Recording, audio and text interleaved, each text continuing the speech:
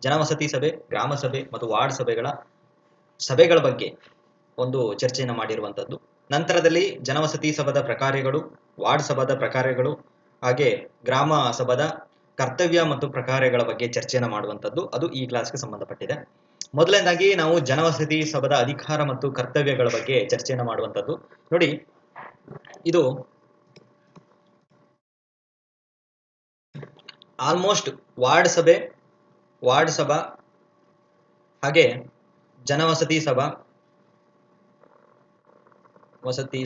ಎಲ್ಲದಕ್ಕೂ ಹೆಚ್ಚಿನದಾಗಿ 80% ಪಾಯಿಂಟ್ಗಳು ಸೇಮೇ ಇರುತ್ತೆ.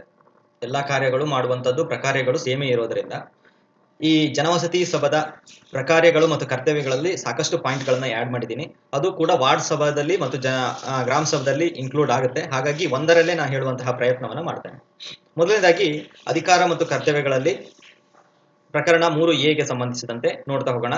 ಸಮಾಜದ ಸುರಕ್ಷಿತವಲ್ಲದ ವರ್ಗಗಳ ಜನರ ಹಕ್ಕುಗಳನ್ನು ಚಲಾಯಿಸುವುದಕ್ಕೆ ಸುರಕ್ಷಿತ ಮತ್ತು ಹಿತಕರ ಪರಿಸರವನ್ನ ನಿರ್ಮಿಸಿಕೊಡುವುದು ಜನವಸತಿ ಸಭಾದ ಒಂದು ಕರ್ತವ್ಯಗಳಲ್ಲಿ ಒಂದಾಗಿರುವಂಥದ್ದು. ಹಾಗೆ ಸ್ವಚ್ಛ ಮತ್ತು ಆರೋಗ್ಯಕರ ಪರಿಸರವನ್ನ ಕಲ್ಪಿಸಿಕೊಡುವುದು, ಹಾಗೆ ಜನರ ಸುರಕ್ಷತೆಯ ಭದ್ರತೆಗಾಗಿ ಸ್ವಾತಂತ್ರ್ಯಕ್ಕಾಗಿ ಕೈಗೊಳ್ಳಬೇಕಾದಂತಹ ಕ್ರಮಗಳನ್ನು ನಿರ್ಮಿಸಿಕೊಡುವಂಥದ್ದು. ಅಂದ್ರೆ ಗ್ರಾಮದಲ್ಲಿ ಒಂದು ಸುರಕ್ಷತೆಗಾಗಿ ಬೇಕಾದ ಸವಲತ್ತುಗಳನ್ನು ಏರ್ಪಾಡು ಮಾಡಿಕೊಡುವಂಥದ್ದು, ಜನವಸತಿ ಸಭಾದಲ್ಲಿ ಆಗುವಂತಹ ಕೆಲಸ ಕಾರ್ಯಗಳಿಗೆ ಒಂದು ಭದ್ರತೆಯನ್ನ ಕಲ್ಪಿಸಿಕೊಡುವಂಥದ್ದು, ಇದೆಲ್ಲವೂ ಕೂಡ ಒಂದು ಜನವಸತಿ ಸಭಾದ ಕರ್ತವ್ಯಗಳಾಗಿ ಕಂಡುಬರುತ್ತೆ. ಹಾಗೆ ದೂರದೃಷ್ಟಿ ಯೋಜನೆಗಳನ್ನ ರೂಪಿಸುವಂಥದ್ದು, ಹಾಗೆ ಜನವಸತಿ ಪ್ರದೇಶದಲ್ಲಿ ಅಭಿವೃದ್ಧಿ ಕಾರ್ಯಗಳಿಗಾಗಿ ಮತ್ತು ಆ ಪ್ರದೇಶದ ನಿವಾಸಿಗಳ ಅಗತ್ಯತೆಗಳನ್ನ ಸಮೀಕ್ಷೆ ಮಾಡಿ ಗ್ರಾಮ ಪಂಚಾಯತಿಗೆ ನೆರವಾಗುವಂಥದ್ದು. ಇಲ್ಲಿ ದೂರದೃಷ್ಟಿ ಯೋಜನೆಗಳನ್ನ ರೂಪಿಸುವಂಥದ್ದು, ಈಗ ಪಂಚಾಯತಿಯಿಂದ ಬರುವಂತಹ ಯೋಜನೆಗಳೇನಿದೆ ಅವುಗಳನ್ನ ರೂಪಿಸಿ ಅದನ್ನ ಗ್ರಾಮ ಪಂಚಾಯತಿಗೆ ಕಳಿಸುವಂಥದ್ದು, ಗ್ರಾಮ ಪಂಚಾಯತಿಯಲ್ಲಿ ಕನ್ಕ್ಲೂಡ್ ಆಗುವಂಥದ್ದು.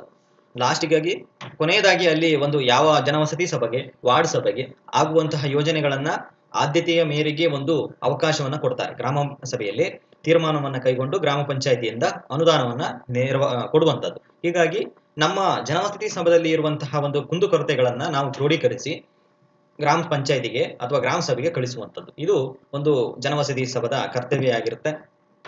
ನಂತರದಲ್ಲಿ ಗ್ರಾಮ ಪಂಚಾಯಿತಿಯಲ್ಲಿ ಕೆಲವೊಂದು ಯೋಜನೆಗಳು ಬಂದಿರುತ್ತೆ.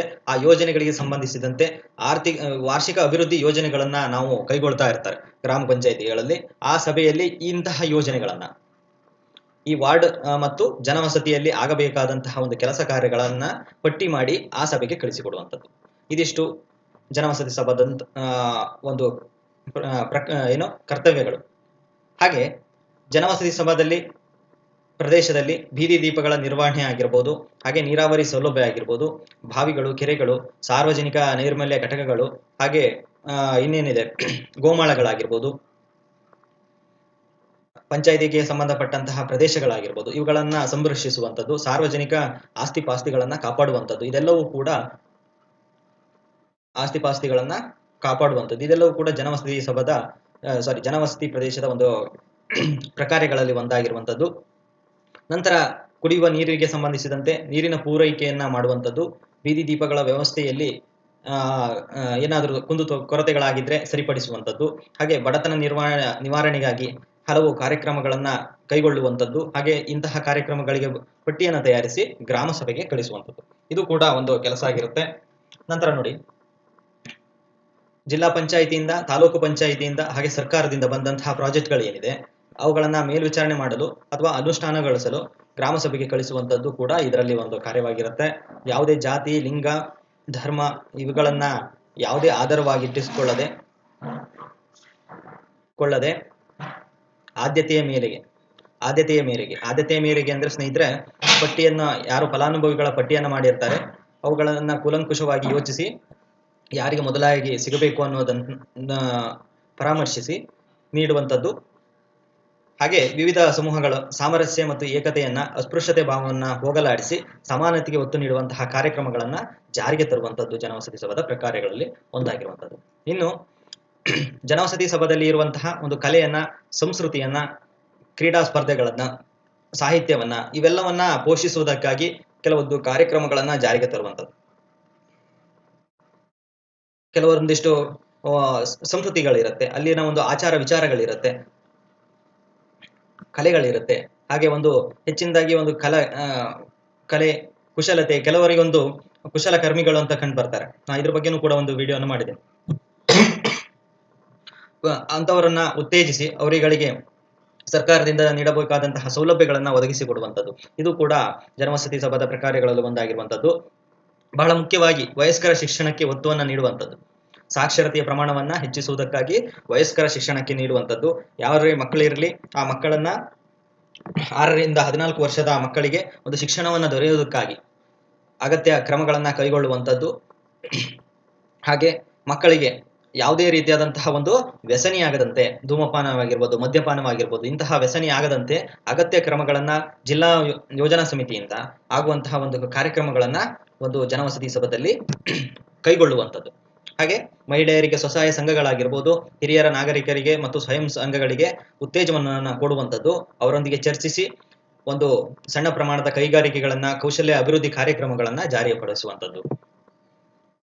ಇನ್ನು ಜನವಸತಿ ಪ್ರದೇಶದಲ್ಲಿ ಕಂಡುಬರುವಂತಹ ಗೋಮಾಳ ಆಗಿರ್ಬೋದು, ಹುಲ್ಗಾವಲು ಆಗಿರ್ಬೋದು, ಕೆರೆಗಳು, ಅಂತರ್ಜಲ ಸಂಪನ್ಮೂಲಗಳು, ರಸ್ತೆಗಳು, ಸೇತುವೆಗಳು, ಸಾರ್ವಜನಿಕ ಆಸ್ತಿಪಾಸ್ತಿಗಳನ್ನ ಸಂರಕ್ಷಿಸುವುದು. ಆಸ್ತಿಪಾಸ್ತಿಗಳು ಸಾರ್ವಜನಿಕರಿಗೆ ಸಂಬಂಧಪಟ್ಟಿರುವಂಥದ್ದು, ಎಲ್ಲವೂ ಕೂಡ ಆಸ್ತಿಗಳನ್ನ ಒಂದು ಅಚ್ಚುಕಟ್ಟಾಗಿ ಕಾಪಾಡಿಕೊಳ್ಳುವಂಥದ್ದು. ಸರ್ಕಾರದ ಆಸ್ತಿ ಇದೆ ಅಂತ ಹೇಳಿ ಅದನ್ನ ಹಾಳು ಮಾಡದೆ ವ್ಯವಸ್ಥಿತವಾಗಿ ಬಳಸುವಂಥದ್ದು ಕೂಡ ಜನವಸತಿ ಸಭಾದ ಒಂದು ಪ್ರಕಾರಗಳಲ್ಲಿ ಒಂದಾಗಿರುವಂಥದ್ದು. ಹಾಗೆ ಸಾರ್ವಜನಿಕ ಆರೋಗ್ಯ ಕೇಂದ್ರಗಳೇನಿದೆ, ಪ್ರಾಥಮಿಕ ಆರೋಗ್ಯ ಕೇಂದ್ರಗಳು, ಅವುಗಳಲ್ಲಿ ಬರುವಂತಹ ಒಂದಷ್ಟು ಕಾರ್ಯಕ್ರಮಗಳೇನಿದೆ, ಏನು ತಿಂಗಳಲ್ಲಿ ಬರುವಂತಹ ಪೋಲಿಯೋ ಕಾರ್ಯಕ್ರಮಗಳಾಗಿರ್ಬೋದು, ದಾಡರಕ್ಕೆ ಸಂಬಂಧಪಟ್ಟಿರುವಂಥದ್ದು ಸಾಕಷ್ಟು ಕಾರ್ಯಕ್ರಮಗಳು ಬರುತ್ತೆ, ಆರೋಗ್ಯ ಸಪ್ತಾಹ ಕಾರ್ಯಕ್ರಮಗಳಾಗಿರ್ಬೋದು, ಇಂತಹ ಕಾರ್ಯಕ್ರಮಗಳಲ್ಲಿ ಭಾಗವಹಿಸುವಂಥದ್ದು. ಹಾಗೆ ಆ ಕಾರ್ಯಕ್ರಮಗಳ ಒಂದು ಸಲಹೆ ಪಡೆದುಕೊಳ್ಳುವಂಥದ್ದು, ಅದರ ಒಂದು ಸಮಾಲೋಚನೆ ಮಾಡುವಂಥದ್ದು ಕೇಂದ್ರಗಳಲ್ಲಿ, ಅವುಗಳ ಯೋಜನೆಗಳನ್ನ ಜನರಿಗೆ ವಿಸ್ತರಿಸುವಂಥದ್ದು, ಇದೆಲ್ಲವೂ ಕೂಡ ಒಂದು ಜನವಸತಿ ಸಭಾದ ಪ್ರಕಾರಗಳಲ್ಲಿ ಒಂದಾಗಿರುವಂಥದ್ದು. ಇನ್ನು ಬಹಳ ಮುಖ್ಯವಾಗಿ ಗ್ರಾಮ ಪಂಚಾಯತಿಗೆ ಸಂದಾಯವಾಗಬೇಕಾದಂತಹ ತೆರಿಗೆಗಳನ್ನ ಮತ್ತು ಮರುಪಾವತಿ ಸಾಲಗಳನ್ನೇನಿದೆ ಅವುಗಳನ್ನ ಜನವಸತಿ ಪ್ರದೇಶದ ನಿವಾಸಿಗಳಿಗೆ ಮರುಪಾವತಿ ಮಾಡಿ ಅಂತ ಹೇಳಿ ಪ್ರೇರೇಪಿಸುವಂಥದ್ದು, ಇದು ಕೂಡ ಒಂದು ಕರ್ತವ್ಯಗಳಾಗಿರುವಂಥದ್ದು. ಇನ್ನು ಬಹಳ ಮುಖ್ಯವಾಗಿ ವಾರ್ಡ್ ಸಭಾದ ಅಧಿಕಾರ ಮತ್ತು ಕರ್ತವ್ಯಗಳನ್ನ ನೋಡ್ತಾ ಹೋಗೋಣ. ನೋಡಿ, ವಾರ್ಡ್ ಸಭಾದ ಪ್ರಕರಣಗಳನ್ನ ನೋಡ್ತಾ ಹೋಗೋದಾದ್ರೆ ಪ್ರಕರಣ 3C ನಾವು ಗಮನಿಸ್ತಾ ಹೋಗ್ತೇವೆ. 3C ವಾರ್ಡ್ ಸಭಾದ ಅಧಿಕಾರ ಮತ್ತು ಕರ್ತವ್ಯಗಳು, ಇದು ಜನವಸತಿ ಸಭಾದಲ್ಲಿ ಏನು ನಾವು ಸಾಕಷ್ಟು ಕರ್ತವ್ಯಗಳನ್ನು ನೋಡ್ತಾ ಬಂದ್ವಿ ಹಿಂದೆ, ಇದರ ಹಾಗೆ ಇರುತ್ತೆ. ಕೆಲವೊಂದು ಆಯ್ದ ಕರ್ತವ್ಯಗಳನ್ನ ಇಲ್ಲಿ ಆಯ್ಕೆ ಮಾಡಿದ್ದೀನಿ. ನೋಡಿ, ವಾರ್ಡ್ ಪ್ರದೇಶದಲ್ಲಿ ಅನುಷ್ಠಾನವಾಗಬೇಕಾದಂತಹ ಯೋಜನೆಗಳೇನಿದೆ, ಅಭಿವೃದ್ಧಿ ಕಾರ್ಯಕ್ರಮಗಳೇನಿದೆ, ಅವುಗಳನ್ನ ಸಿದ್ಧಪಡಿಸಿ ಪ್ರಸ್ತಾವನೆಯನ್ನ ಸಿದ್ಧಪಡಿಸಿ ಗ್ರಾಮ ಪಂಚಾಯಿತಿಯ ಅಭಿವೃದ್ಧಿ ಯೋಜನೆಯಲ್ಲಿ ಸೇರಿಸಬೇಕಾದಂತೆ ಗ್ರಾಮ ಸಭೆಗೆ ಕಳಿಸುವಂಥದ್ದು, ಇದು ಕೂಡ ಅಷ್ಟೇ ಜನವಸತಿ ಪ್ರದೇಶ ಆಗಿರ್ಬೋದು, ಹಾಗೆ ವಾರ್ಡ್ ಪ್ರದೇಶ ಆಗಿರ್ಬೋದು, ಇವೆರಡೂ ಕೂಡ ಪ್ರಸ್ತಾವನೆಯ ಸಿದ್ಧಪಡಿಸಿ ಗ್ರಾಮ ಸಭೆಗೆ ಹೋಗುವಂಥದ್ದು. ಕೊನೆಯದಾಗಿ ಗ್ರಾಮ ಸಭೆಗೆ ಹೋಗುವಂಥದ್ದು. ಹಾಗೆ ಸರ್ಕಾರದ ಮಾನದಂಡಗಳನ್ನ ಆಧರಿಸಿ ಫಲಾನುಭವಿಗಳ ಪಟ್ಟಿಯನ್ನು ತಯಾರಿಸಬೇಕಾಗುತ್ತೆ. ನೋಡಿ, ಆದ್ಯತೆಯ ಮೇರೆಗೆ ಯಾವುದೇ ಒಂದು ವಿಷಯವನ್ನ ಅಥವಾ ಯೋಜನೆಯನ್ನ ಬರಲಿ, ಅದು ಮೊದಲ ಆದ್ಯತೆ ಯಾರಿಗೆ ಪಡೆದುಕೊಳ್ಬೇಕು ಅನ್ನುವಂಥದ್ದು ಆದ್ಯತೆಯ ಮೇರೆಗೆ. ಇನ್ನು ಆದ್ಯತೆ ಇಬ್ಬರು ಆಯ್ಕೆ ಇದ್ರೆ, ಆದ್ಯತೆ ಅನ್ನುವಂಥದ್ದು 2 ಜನ ಇರುತ್ತೆ. ಈಗ ರಾಮ ಅಂತ ಒಬ್ರು ಇರ್ತಾನೆ, ಒಬ್ಬ ಭೀಮ ಅಂತ ಇರ್ತಾನೆ, ಅವರಿಬ್ಬರು ಕೂಡ ಫಲಾನುಭವಿಗಳ ಪಟ್ಟಿಯಲ್ಲಿ ಇರುವಂತದ್ದು. ಫಲಾನುಭವಿಗಳ ಪಟ್ಟಿಯಲ್ಲಿ ಇಬ್ಬರಿಗೂ ಬೇಕಾಗಿರುತ್ತೆ. ಈ ಮೂಲಕವಾಗಿ ಬಂದಂತಹ ದ್ವಂದ್ವ ವಿಚಾರಣೆಯಲ್ಲಿ ಚೀಟಿ ಎತ್ತುವ ಮೂಲಕವಾಗಿರ್ಬೋದು, ಅವರಿಗೆ ಯಾರಿಗೆ ಸಿಗಬೇಕು ಅನ್ನುವಂಥದ್ದನ್ನ ನಾವು ಒಂದು ಕ್ರಮವನ್ನು ಕೈಗೊಳ್ಳುವಂಥದ್ದು. ಇನ್ನು ವಾರ್ಡ್ ಪ್ರದೇಶದಲ್ಲಿರುವಂತಹ ವಿವಿಧ ಗುಂಪುಗಳು, ಒಂದು ಸ್ವಸಹಾಯ ಸಂಘದ ಗುಂಪುಗಳಾಗಿರ್ಬೋದು, ಯುವಕರ ಗುಂಪಾಗಿರ್ಬೋದು, ಅವರ ಮಧ್ಯೆ ಪರಸ್ಪರ ಸಾಮರಸ್ಯ, ಐಕ್ಯತೆಯನ್ನು ಬೆಳೆಯುವಂತೆ ಉತ್ತೇಜನ ನೀಡುವುದಕ್ಕಾಗಿ ಅಥವಾ ಪ್ರತಿಭೆಗಳನ್ನ ಗುರುತಿಸುವುದಕ್ಕಾಗಿ ಸಾಂಸ್ಕೃತಿಕ ಉತ್ಸವ ಮತ್ತು ಕ್ರೀಡಾಕೂಟಗಳನ್ನ ಏರ್ಪಾಡು ಮಾಡುವುದು. ಅಲ್ಲಿ ಹಲವಾರು ಜನಗಳ ಯುವಕರಿಂದ ಕೂಡಿರುವಂತಹ ಒಂದು ಸಂಘ ಸಂಸ್ಥೆಗಳನ್ನ ಕಾಣ್ತಾ ಹೋಗ್ತೇವೆ ನಾವು. ಸಾಕಷ್ಟು ಸಂಘ ಸಂಸ್ಥೆಗಳನ್ನ ನೋಡ್ತಾ ಹೋಗ್ತೇವೆ. ಅವುಗಳನ್ನ ಉತ್ತೇಜನ ಮಾಡ್ಲಿಕ್ಕೋಸ್ಕರವಾಗಿ, ಆ ಸಂಘಗಳನ್ನ ಉತ್ತೇಜನ ಮಾಡ್ಲಿಕ್ಕೋಸ್ಕರವಾಗಿ ಒಂದು ಕ್ರೀಡಾಕೂಟಗಳಾಗಿರ್ಬೋದು, ಯುವಕರಿಗೆ ಏರ್ಪಾಡು ಮಾಡುವಂತಹ ಒಂದು ಕಾರ್ಯಕ್ರಮಗಳಾಗಿರ್ಬೋದು, ಇವೆಲ್ಲವನ್ನ ಏರ್ಪಾಡು ಮಾಡುವಂತದ್ದು ವಾರ್ಡ್ ಪ್ರದೇಶದಲ್ಲಿ ನಾವು ನೋಡ್ತಾ ಬರ್ಬೇಕು. ಇದೆಲ್ಲ ಕೂಡ ವಾರ್ಡ್ ಪ್ರದೇಶದ ಒಂದು ಪ್ರಕಾರಗಳು ಅಥವಾ ಒಂದು ಪ್ರಕಾರಗಳಲ್ಲಿ ನಾವು ಕಾಣ್ತಾ ಬರುವಂಥದ್ದು. ಇನ್ನು ಆಯಾ ವಾರ್ಡ್ಗೆ ಸಂಬಂಧಿಸಿದಂತೆ ಗ್ರಾಮ ಸಭಾದ ಕೈಗೊಂಡಂತಹ ತೀರ್ಮಾನಗಳ ಮೇಲೆ ಕೈಗೊಂಡಂತಹ ಕ್ರಮಗಳ ಬಗ್ಗೆ ಪಂಚಾಯಿತಿಯಿಂದ ಮಾಹಿತಿ ಪಡೆಯುವಂಥದ್ದು.